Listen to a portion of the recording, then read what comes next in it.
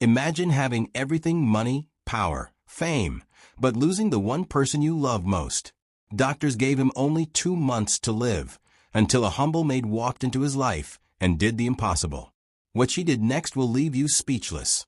He had everything: power, money, fame, but none of it could save his little boy. Richard Hale was the kind of man people only read about in magazines. A billionaire real estate tycoon. A visionary who built skyscrapers that touched the clouds. He had a private jet, an island in Greece, cars that cost more than most people's homes, and an empire that stretched across continents. But despite all that, nothing in the world felt higher or more precious than his love for his 7-year-old son, Ethan Hale. Ethan was his miracle, his only child after years of trying. He had his mother's smile, his father's sharp eyes, and a laugh that filled every corner of the Hale mansion. Every morning, Ethan would run into his father's office, climb into his lap, and say, "Daddy, when I grow up, I'll build taller buildings than you." And Richard would laugh, ruffling his hair. "We'll build them together, buddy. You and me." But one morning, everything changed. It started with a cough. Just a small, harmless cough. Then came the fatigue. Ethan, usually full of energy, couldn't even climb the stairs to his room without gasping for breath. At first, Richard thought it was just the flu. Maybe allergies. He called his private doctor, expecting a simple prescription and reassurance. But that's not what he got. The doctor frowned as he examined the test results, his hands trembling slightly as he placed the papers on the table. "Mr. Hale," he said quietly, "we need to run some more tests, immediately." 2 days later, Richard sat in a white hospital room, surrounded by machines that beeped and blinked. Ethan lay on the bed, small and fragile, wires taped to his chest. When the doctor entered, his expression was pale, serious. "Mr. Hale," he said, unable to look him in the eye, "Ethan's condition is worsening. His heart, it's failing faster than we expected." Richard's voice cracked. "How long does he have?" The doctor hesitated, then whispered the words that shattered everything. 2 months. Maybe less. The sound of that sentence didn't just echo in Richard's head. It tore through him like thunder. He stared at the doctor, hoping it was a mistake, that someone had mixed up the reports, that they were talking about another boy named Ethan. But no, it was his son, his only son. Richard's empire suddenly felt meaningless. The skyscrapers, the board meetings, the millions in his bank accounts. They were all worthless compared to the tiny heartbeat flickering on the monitor beside him. He walked to the bed, sat beside Ethan, and took his little hand in his. It was so small, so warm. Ethan looked up at him, eyes heavy but still shining. "Daddy," he whispered, "it's okay, don't cry." That broke him. For the first time in his life, Richard Hale, the man who commanded boardrooms, who built cities, fell to his knees beside his son's hospital bed and wept. He promised himself that no matter what it cost, he would save Ethan. Over the next few days, Richard called every hospital in the world, from New York to Switzerland. He hired the top specialists, cardiologists, surgeons, and researchers, all flown in on his private jet. The best of the best gathered around Ethan's case. But each time, the answer was the same. "There's nothing more we can do." His assistant watched as Richard tore through his contacts list, shouting at doctors, threatening lawsuits, throwing money at anything that offered hope. But deep down, he knew money couldn't buy life. Nights became longer. Richard started sleeping in the hospital chair beside Ethan's bed. He barely ate, barely spoke. He just watched the rise and fall of his son's chest, the weak blinking of those tired eyes. Every beep of the heart monitor felt like a countdown. Ethan's mother, Grace, had passed away years ago. Losing Ethan now would mean losing everything. One night, as Richard sat in silence, Ethan's tiny voice broke through the quiet. "Daddy," he said, "if I don't get better, will Mommy be waiting for me in heaven?" Richard's throat tightened. Tears spilled down his cheeks before he could stop them. "No," he whispered, clutching Ethan's hand. "You're not going anywhere, okay? Daddy's here. I'll fix this. I promise." But promises can't fix broken hearts. Weeks passed. Ethan grew weaker. His laughter faded. His favorite toys gathered dust in the corner of the hospital room. The staff, nurses, doctors, cleaners, all knew him. They adored the brave little boy with a soft voice and kind smile. But even they began to lose hope. One morning, the nurse told Richard they were assigning a new housemaid to the mansion. "Someone gentle, sir. You shouldn't be alone right now," she said softly. Richard barely nodded. He didn't care about the mansion anymore. It felt like a ghost house without Ethan's laughter. That's when she arrived. Her name was Maria. She was quiet, humble, and looked nothing like the staff Richard usually hired. She didn't have fancy recommendations or a perfect resume, just a calm presence and a heart that seemed peaceful. When she first stepped into the mansion, she bowed her head slightly. "Sir, I'm here to help in any way I can." Richard barely looked up. "The boys' room is on the second floor," he muttered. "Keep it clean. That's all." But Maria didn't go straight to cleaning. That evening, as Richard sat beside Ethan, he heard something strange, a soft humming. It was coming from the hallway. A gentle voice, singing an old lullaby in a language he didn't understand. Ethan turned his head toward the sound. His eyes brightened. "Who's that, Daddy?" Before Richard could answer, Maria stepped quietly into the room, carrying a small bowl of soup. "I'm sorry, sir," she said softly. "I didn't mean to disturb. I thought maybe the boy would like some food." Ethan smiled faintly. "It smells nice." For the first time in days, he ate a spoonful. Then another. Richard watched in disbelief as his son's face softened with comfort. And when Maria began to hum again, the same haunting tune, Ethan's eyelids fluttered shut, and he fell asleep peacefully for the first time in weeks. Richard stared at her. Something about her presence, her calmness, filled the room with warmth. He didn't know who she was or where she came from, but deep down, something told him this woman was sent for a reason that would soon defy every law of medicine and change their lives forever. Maria was quiet, humble, almost unnoticeable, except for the calm aura she carried with her wherever she went. She came from a small village far away, a place Richard had never heard of, where life was simple and people believed in old traditions, in remedies and rituals that had been passed down through generations. She had no prestigious references, no polished certificates, no city connections. She was just a girl with a warm heart, strong hands, and an inexplicable presence that somehow made people feel safe. She was hired to help around the mansion. Nothing more, nothing less. Cooking, cleaning, organizing. The kind of work anyone could do. Richard had no expectations, no illusions that a maid could influence his son's fragile condition. He was focused entirely on Ethan, on his failing heart, on the specialists, and the expensive treatments.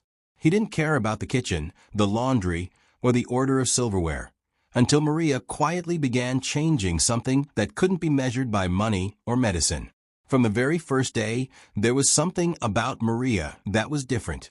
Richard noticed it almost immediately, though he couldn't explain why. She moved differently, softly, deliberately, as if she were aware of every heartbeat in the house. She never rushed, never made unnecessary noise, never drew attention to herself. Yet there was a sense of purpose in everything she did.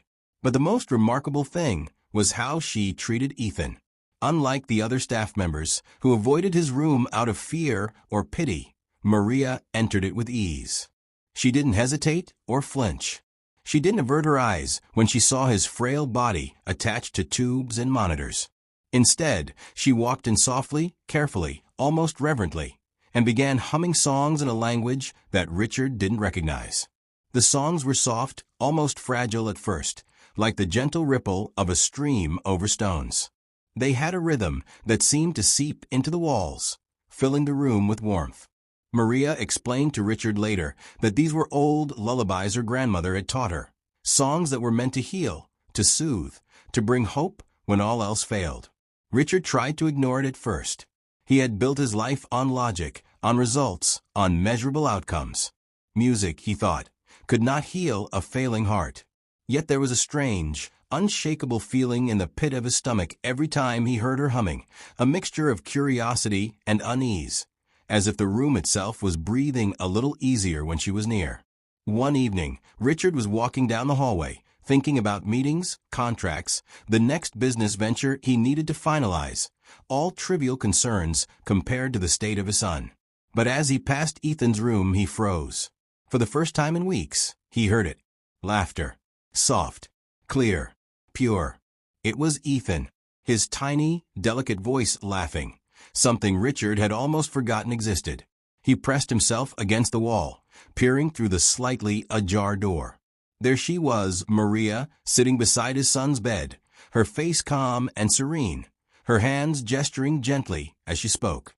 She was telling Ethan stories, not about money or cities or gadgets, but about stars that healed sick children, rivers that whispered secrets of hope, and trees that could carry away sadness if you listened carefully.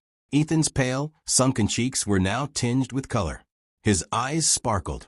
His fragile frame seemed lighter, almost as if the laughter itself was giving him strength.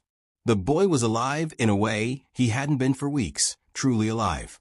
Richard's chest tightened. He pressed his hands against it, trying to catch his breath. Doctors had tried. Specialists had tried. Modern medicine had tried, yet nothing had worked. And yet, here was a humble maid, with no credentials, no medical training, and only a quiet voice, bringing joy and hope back to his dying son. He stepped closer, just enough to see the wonder in Ethan's face. For the first time, Richard allowed himself to hope. The empire, the wealth, the power he had spent a lifetime building suddenly felt irrelevant. None of it could have achieved what this young woman had done in silence and humility. Maria noticed him standing there, and she didn't flinch. She merely gave a small, understanding smile. "He's stronger than you think," she whispered softly. "He just needs someone to remind him." From that day on, Maria became more than just a maid. She became Ethan's light in the darkest hour. She was there every morning, humming songs, telling stories, encouraging him to move, to breathe, to hope. She was there every night, making sure he slept peacefully, massaging his small hands, singing the lullabies that seemed to breathe life into him. Richard watched in awe and disbelief. He began to realize that Maria's influence was not just emotional, it was transformative. His son, who had been on the brink of death, was showing signs of vitality, of curiosity, of joy. Doctors were puzzled, but Richard knew the truth. It wasn't medical treatments or expensive interventions. It was Maria's presence, her patience, her care, and her love, quiet, unwavering, and miraculous.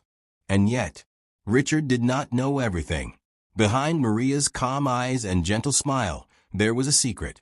Something she had never told anyone. Something that had brought her to his mansion, to his son, at the exact moment he had needed her most. She carried a power he could not measure, a knowledge passed down through generations, and a determination so strong that nothing could deter her. Richard didn't yet know the full extent of her secret, but he would soon. And when he did, it would change everything he thought he knew about miracles, about life, and about the quiet strength of someone who believes in hope when everyone else has given up. For now, though, all he could do was watch. Watch as Ethan laughed again. Watch as color returned to his cheeks. Watch as the boy, who had been fading from this world, began to live. And in the back of his mind, Richard knew one undeniable truth. Maria was no ordinary maid. She was something far greater, something rare. And somehow, deep inside, he understood that her presence would alter the course of their lives forever. Days turned into weeks, but slowly, almost imperceptibly, something miraculous was happening. Ethan Hale, once pale and fragile, weak and silent, was changing. He was not cured. Doctors still whispered doubts and cautions. But he was different. There was a light returning to his eyes, a softness in his smile that hadn't been there for months. It started with small things. He began to laugh again, though faintly at first, when Maria told him stories about magical forests or rivers that could sing. His tiny chuckles echoed through the mansion's halls, a sound Richard had thought he might never hear again. Sleep, which had become a struggle, returned. The boy who once woke up terrified in the middle of the night, clutching his chest and gasping for breath, now slept peacefully under warm blankets. And his appetite returned, slowly at first, just a spoonful of soup or a bite of bread. But soon he was eating meals with energy, asking for his favorite fruit, even joking with Maria as she set his plate. Richard watched all of this, and at first he couldn't believe it. Doctors had said there was nothing left to do. Specialists had flown in from across the globe, all shaking their heads and giving the same grim prognosis. 2 months, maybe less. And yet here was his son, alive, vibrant, and laughing. The doctors were stunned. One morning, Dr. Green, the cardiologist who had been overseeing Ethan's care, flipped through charts again and muttered in disbelief, This is medically impossible. His heart readings, they're improving. His vitals, his oxygen levels, it doesn't make sense. Richard demanded answers. He had spent millions, hired the world's best, and now he needed to know.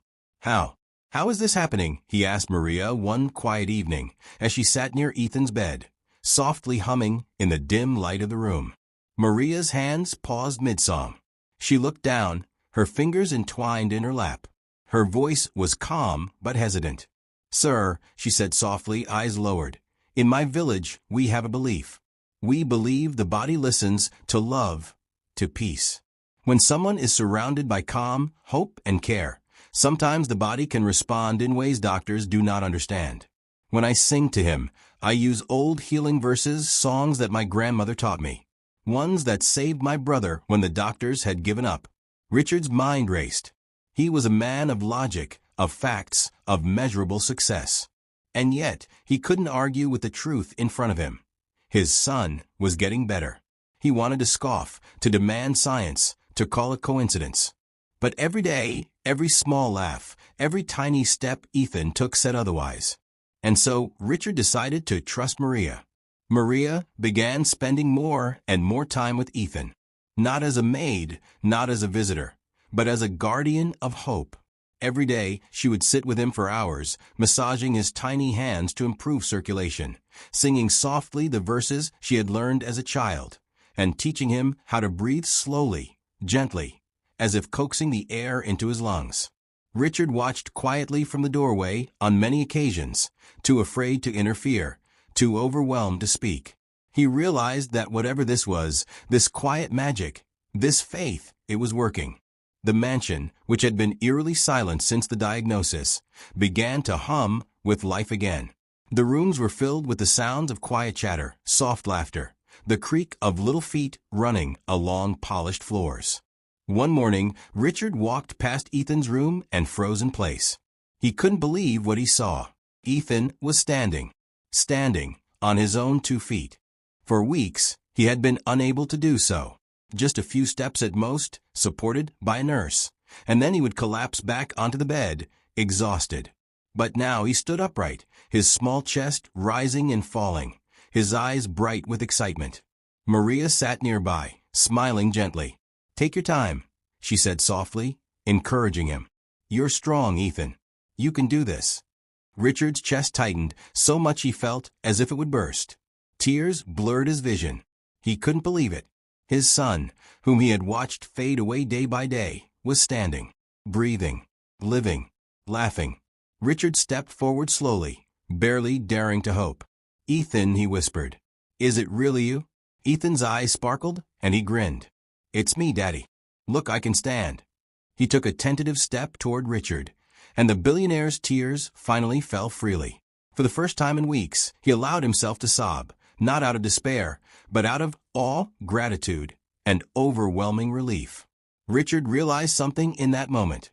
Maria wasn't ordinary. Not ordinary at all. This quiet maid, this woman from a distant village, had brought life back into his son when the world said it was impossible. She had brought laughter back into a mansion that had known only silence and sorrow. He approached Maria, still wiping his eyes. I don't know how to thank you, he said, voice trembling. Maria shook her head softly. You don't need to thank me, sir. Just give him love. That's all he needs. That's all any of us need. But Richard knew it was more than that. She had a gift. She had hope. And through that hope, she had healed his son. From that day forward, Maria was no longer just a helper in the mansion. She became Ethan's light in the darkest hours, the quiet guardian who whispered life into him when the doctors had given up. And though Richard still didn't fully understand how it worked, he knew one thing with absolute certainty. Whatever this woman carried within her, whatever secret she guarded so closely, it was powerful. It was rare. And it had changed their lives forever. Richard would never forget that moment, standing there, watching his son regain his strength, feeling tears of joy burn down his face, and realizing that sometimes miracles come not from medicine or money, but from someone who believes when everyone else has stopped believing. And deep in his heart, he knew this was only the beginning. Because if Maria could bring life back to his son when the world had given up, what else might she be able to do? By the second month, something extraordinary was happening. Ethan Hale, the fragile boy who had once been tethered to life by monitors and medications, was no longer just walking. He was running. Small, hesitant steps had turned into quick, excited dashes across the mansion's polished floors. Laughter now rang through rooms that had long been silent, echoing off walls that had seen only sorrow for weeks.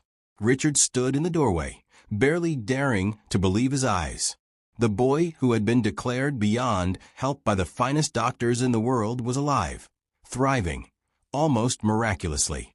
The medical team, of course, could not ignore it. New tests were ordered. Blood work, echocardiograms, MRIs. Each machine beeped and whirred, producing results that defied logic.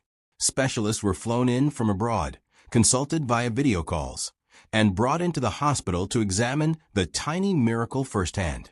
Every result was the same. Ethan's heart, once failing, had somehow repaired itself. Doctors, who were trained to trust facts over faith, could only call it spontaneous recovery. They shook their heads, whispered theories about adrenaline, natural healing, or medical anomalies, anything to explain the impossible. But deep down, everyone who saw the change knew the truth. It wasn't medicine that had healed Ethan. It wasn't the machines, the pills, or even the doctors. It was Maria. Word began to spread quietly among the hospital staff. Nurses, who had once walked past Ethan's room with heavy hearts, now whispered in hushed tones about the mysterious Maid. "It's her," said one nurse to another. "She prays for him every night. I've seen it. She hums and sings, and the boy, he listens. He gets stronger after she's here." The whispers carried a mix of awe and disbelief. Some thought it was superstition, others whispered about magic, but everyone agreed on one thing. Something extraordinary was happening, and Maria was at the center of it. Richard, meanwhile, was trying to maintain his composure. He had watched his son transform before his very eyes. He had seen the color return to Ethan's cheeks, felt the warmth of his small hand in his, and heard laughter that had been absent for far too long.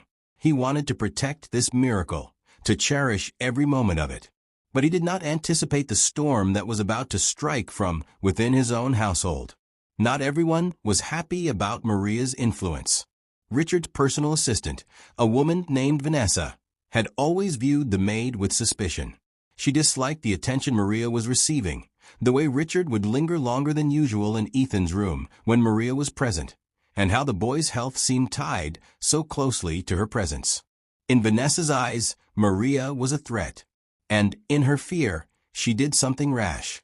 "I can't allow this," Vanessa whispered to herself one night, pacing the mansion's quiet halls.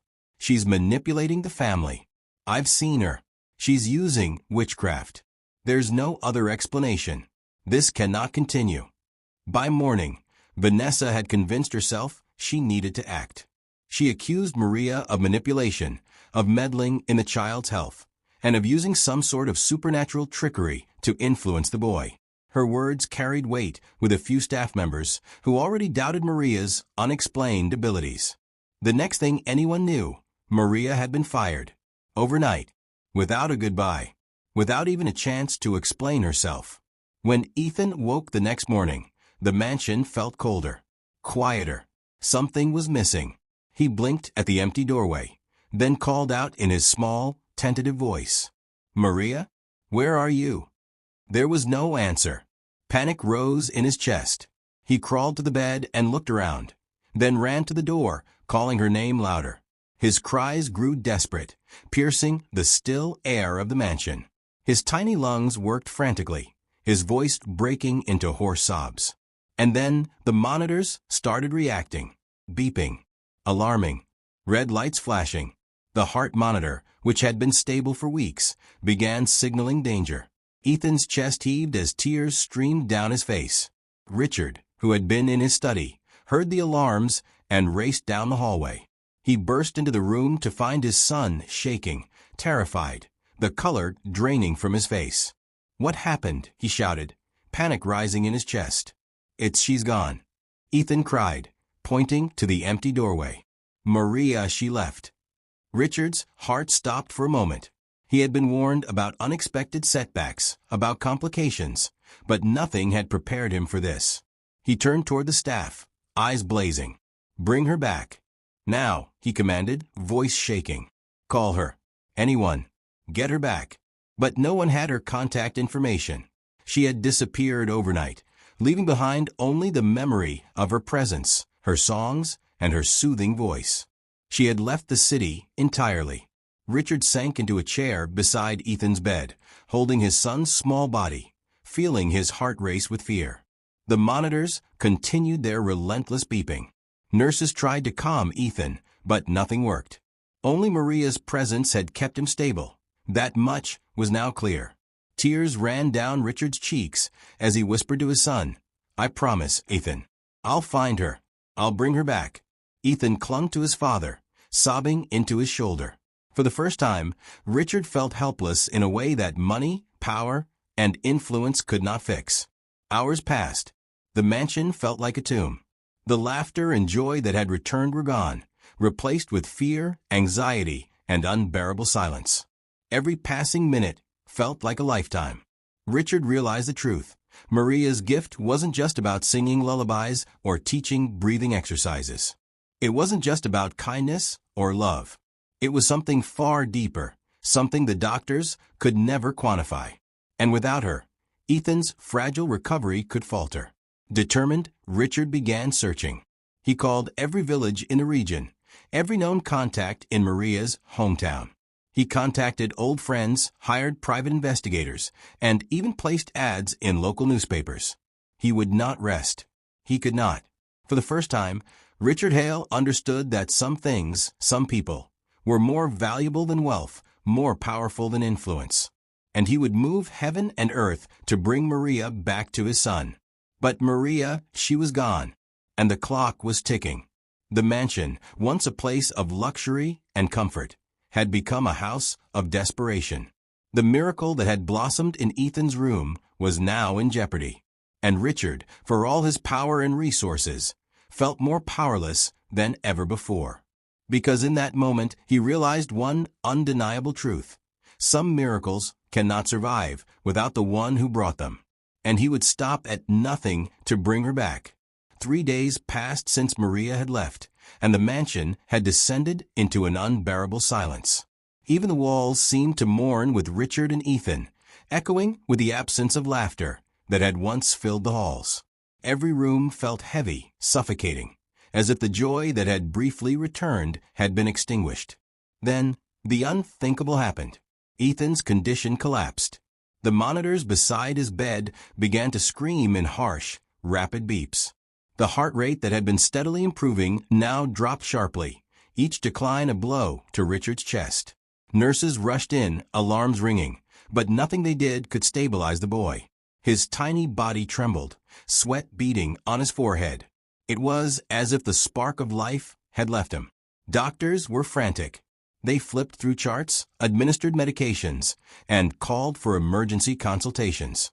Machines whirred and monitors beeped, but all the science in the world seemed powerless against what had just happened. Richard fell to his knees beside the bed, tears streaming down his face. He held Ethan's frail hand tightly, whispering, "Please don't leave me. Please stay with me, Ethan." In that moment, the billionaire who had once commanded empires realized something profound. All the wealth, the skyscrapers, the private jets, the luxury cars, they were meaningless. He had chased power and money his entire life, but now he was begging on his knees for something priceless: love, faith, and the return of the one person who had brought his son back from the edge, Maria. Richard knew that the answer was not in hospitals or specialists. He had already lost precious time relying solely on science. The only hope for Ethan now was the woman who had ignited that spark in the first place. Determined, Richard launched a relentless search. He called every contact, scoured her small village in the countryside, checked local towns, and even contacted old friends he hadn't spoken to in years. Every lead pointed him to one place, a small, humble church on the outskirts of the city. There, sitting quietly on a wooden pew, was Maria. She was praying, her hands folded over a worn prayer book, her eyes closed, murmuring softly. Her face was calm, serene, and somehow full of strength. She had not abandoned Ethan. She had been fighting for him even from afar. Richard's driver gently tapped her shoulder. She looked up, startled at first, but the moment she saw Richard's desperate eyes, she understood. Without a word, she stood up and followed him immediately, knowing that her presence was needed more than ever. The ride back to the hospital was tense and silent. Richard held his breath as they arrived, racing through the corridors with Maria beside him. Nurses stepped aside as he burst into the room, dropping to his knees beside Ethan's bed once more. Maria knelt down gently, her eyes locking with the boy's. Ethan, weak and trembling, opened his eyes just enough to see her. A faint smile broke through his pain as he whispered, "You came back." Maria's voice, soft and soothing, replied, "I never left you, little one." She took his hand in hers, and the room seemed to fill with a warmth that science could never replicate. That night, Maria sang again, the same lullaby, the same rhythm of hope that had brought life back to Ethan before. Her voice was steady, calm, and filled with an unexplainable power. It wrapped around the boy like a blanket of love, easing his pain, slowing his racing heart, and filling the room with serenity. Richard watched, tears streaming down his face, as Ethan's chest rose and fell evenly for the first time in days. It was almost miraculous. The monitors, which had blared warnings just hours before, now beeped steadily and calmly. As the hours passed, Maria remained beside Ethan, singing, holding his hand, and whispering words of reassurance. By dawn, Ethan's heartbeat had stabilized completely. Color returned to his cheeks. The boy opened his eyes fully and looked at Maria with recognition, relief, and gratitude. Weeks later, after continuous monitoring, the doctors finally declared Ethan completely healed. They admitted, with a mixture of awe and disbelief, that they could not explain how he had recovered so quickly, so fully. The medical terminology of spontaneous recovery was written in charts, but everyone who had witnessed the journey knew better. It was love, faith, and the presence of a single extraordinary person that had made the impossible happen. Richard couldn't stop crying. He pulled Maria into his arms, his voice choked with emotion. "You saved my son not with science, not with doctors, not with anything in the world, but with love." Maria shook her head softly, smiling humbly. "I just did what was needed. He had the strength inside him all along. I just helped him believe in it." Richard looked at her, eyes glistening. "No, Maria, you did more than help him believe. You brought him back to me. You brought him back to life." And in that moment, Richard made a decision. He offered Maria a permanent place in their lives. Not as a maid, not as an employee, not as someone who simply cared for their home, but as family. She had earned her place in their hearts, in Ethan's life, and in the mansion that had once been filled with silence and sorrow. From that day forward, the Hale mansion was transformed. No longer silent, no longer somber. Laughter returned, rich, joyful, and endless. Music filled the hallways. Ethan ran freely, his tiny feet echoing across the polished floors. The bond between father, son, and Maria became unbreakable. Richard often watched them together, amazed that life could be so fragile and yet so miraculous. He had learned the hardest lesson of his life, that the greatest treasures in the world are not gold or power, but love, faith, and the courage to believe in the impossible. Maria's gentle presence reminded him every day that miracles can come from the humblest places, from the simplest acts of kindness, and from the hearts of those who truly care. And Ethan? He thrived. He laughed, played, and lived fully, a boy who had once been given only weeks to live, now running free in a world full of hope. The mansion had been healed, just as Ethan had been. Its halls now echoed with life, its rooms with warmth, and its hearts with gratitude. All because one extraordinary woman believed enough to fight for a child when everyone else had given up. Sometimes, love and hope are stronger than money, fame, or science. Maria didn't just save a boy. She reminded us that miracles can come from the most unexpected places. If this story touched your heart, make sure to like, subscribe, and share, so more people can feel the power of hope and love today.